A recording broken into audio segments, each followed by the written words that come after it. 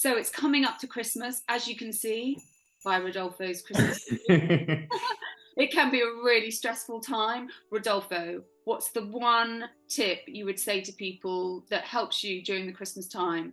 Do what you can do and go where you want to go. It's a really memorable time, and I think that time with people that you love is very special. So yeah, just hang out with people that you feel comfortable with is the best thing. And if you've got lots of people coming to your house, as I know you have, that can be quite a lot. Do you give people tasks, or rather than take it all on yourself, or how do you cope with the cooking? Here's now the trick, Vicky. A lot of people are coming to visit me in Miami Beach, but they're not coming to my house.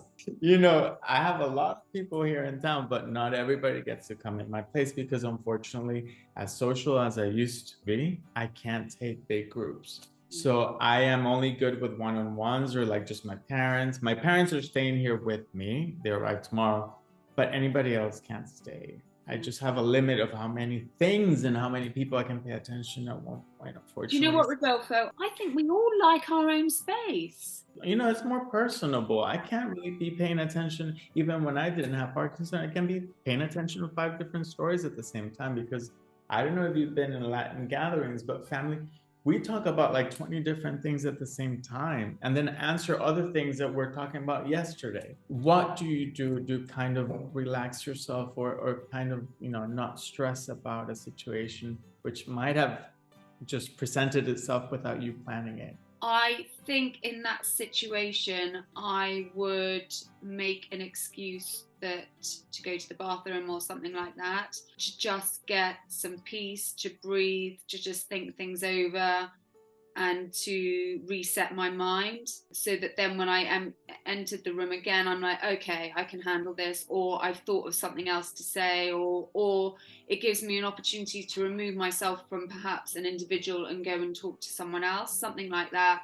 And I have another question since, you know, it's the holidays and everything's coming up. Is there alcohol involved in the holidays and in the parties for you personally? Alcohol does feature in my life, yes. And actually, my mother, who had Parkinson's, did stop drinking because I have been told, you know, I think we all know it can affect the medication. But at the end of the day, we've all got to have a bit of fun. I can't drink much anyway. I never have been able to, but I like a glass of wine. I like the taste of it. I like being sociable. So I'm not going to not do stuff because of my Parkinson's, but I'm just probably not going to go and drink 2 bottles of wine.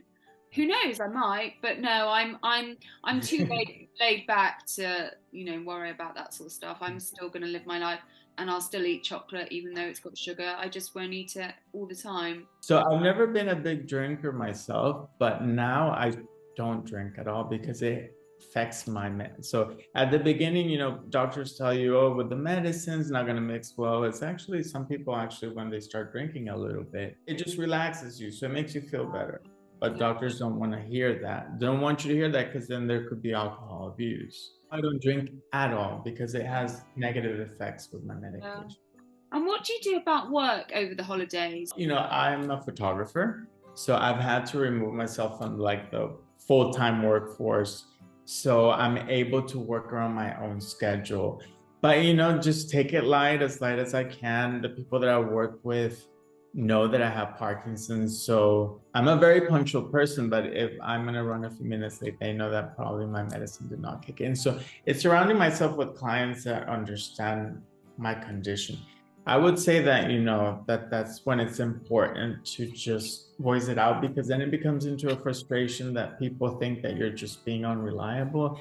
And unfortunately, this condition you can't control. So I do not want to be making excuses for something that I don't have control for. I would say over the holidays as well, it's really important to take a break, you know, to not carry on so much with work if you can, even if you are self-employed. I know it's difficult, but to make sure you do have, because life itself is stressful, let alone when you add the holidays into it with, you know, the financial burden for many of having to buy gifts for people and, you know, having family over and all of that. So I think it is really important to make sure you do take some time out for yourself over the holidays. Okay, Vicky. So your number one tip during the holidays, there's so much going on, so many activities.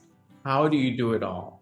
I would say divide and conquer. I would ask for help. So rather than taking on all the cooking and all the wrapping and all the buying and everything yourself, hopefully you've got a loved one, a friend that you can help, that you're sharing Christmas with. Ask for their help and divide the chores up. How Right. about you? So I no longer host anything. I have to go to somebody else's party and then show up whenever I can so that I don't have that stress factor of being ready when everybody else is ready, but having the medication maybe not be on when I need to be on.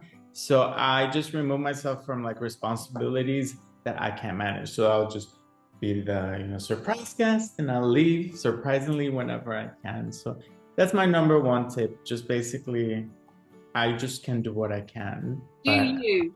yeah, I do me. So I feel that like since I'm able to remove myself from places that I don't need to be, I'm actually able to do more things than I would otherwise do. If you're interested in finding out more about Parkinson's, subscribe for a new video every Thursday.